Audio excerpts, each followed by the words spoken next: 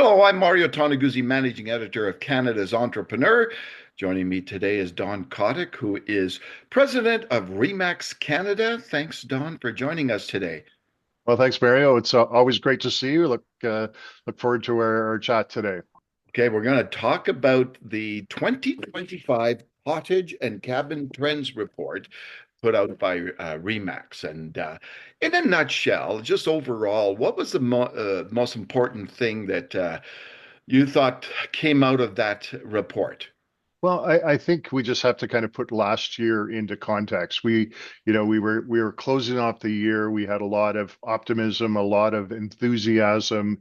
I think everybody was coming into 2025 with rising consumer confidence. And everything was going great until the introduction of the concept of the tariffs hit the market. We had the low interest rates, we had the falling inflation, and everything was poised for an upswing. Yeah. And then, the market conditions then suddenly took a hit.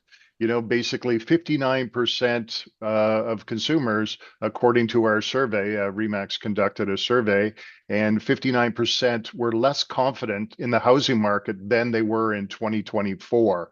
And I think the important point here is the underlying desire is still there, and it will probably resurface once we have some clarity in terms of what's happening, whether there's a trade deal, how things are going to materialize. So as a result of that, we have the recreational buyers pretty much right across the country, kind of sitting on the sidelines, taking a wait and see, waiting to see for signs that economic stability is returning. What kind of demographic is poised to enter this market or drive this market right now?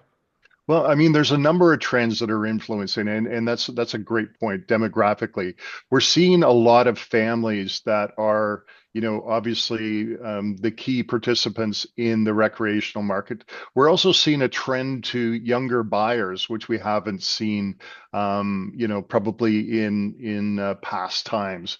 Some other trends we're seeing a growing trend of, and this could be a result of the threat of the tariffs of staying in Canada, investing in Canada, as opposed to, looking outside of Canada.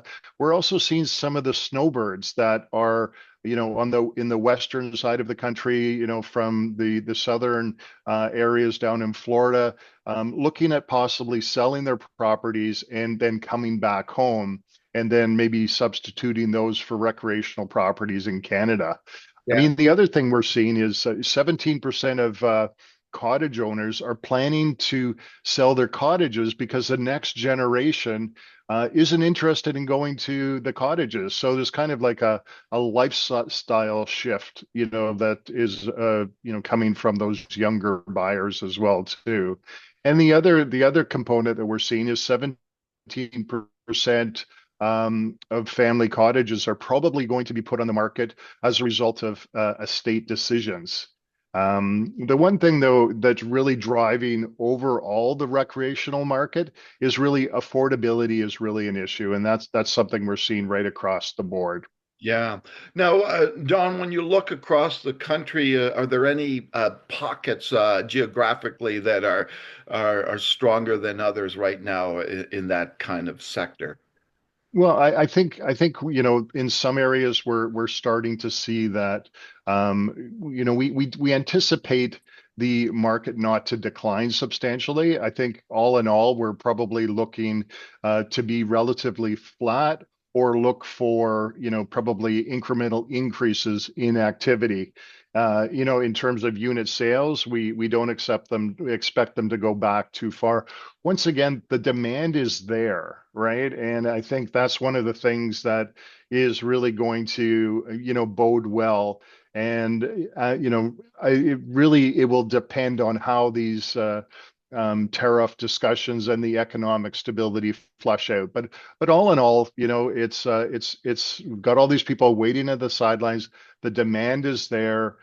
We are starting to see some people that the younger people that are actually looking for year-round cottages, and that kind of demographic has increased as well too. So they're moving out of the urban centers. Interesting you mentioned that. Now, obviously in this day and age, with technology in place and a drive towards more kind of hybrid work and and remote work, is that benefiting the cottage and cabin industry where, I can work in a cabin on a lake in Saskatchewan somewhere? Well, I think it really comes down to the type of job they have. There's definitely a push we're seeing for many companies to return to the office. Some people are basically accepting the hybrid model, but really having them return to the office probably more days than they had maybe from last year. So there is that push from companies, but there's still a lot of companies now that are fully remote. Anecdotally, I drove by a building out in Mississauga, and the entire organization has not returned to the office. So it really depends on kind of the corporate culture and whether they're coming back, full time to the office, hybrid. But there is a lot of people that are now working remote, and we're seeing, that younger demographic, wanting to get those permanent year-round cottages as their permanent residence. Okay, last question for you, Don. When you're looking at sort of a cabin or a cottage as a potential as an investment, what is the investment potential for the sectors today?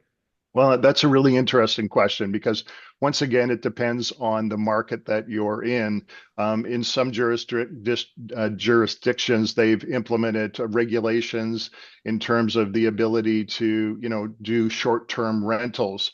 So depending on the area, that could impact your decision. That's why it's really important that you talk to your realtor, get a feel of what is happening in the local market, understand the nuances, understand the regulations that exist, and a realtor can help the buyers kind of wade through that kind of complexity. So once again, it really depends on the market, and there's some markets where it's still a great investment. Sometimes there's some restrictions, but it wouldn't help to get professional help from a realtor and wading through that.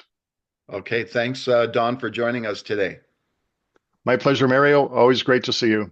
All right, that was Don Kottick, who is president of Remax Canada. I'm Mario Toneguzzi, managing editor of Canada's Entrepreneur. Thanks for joining us today.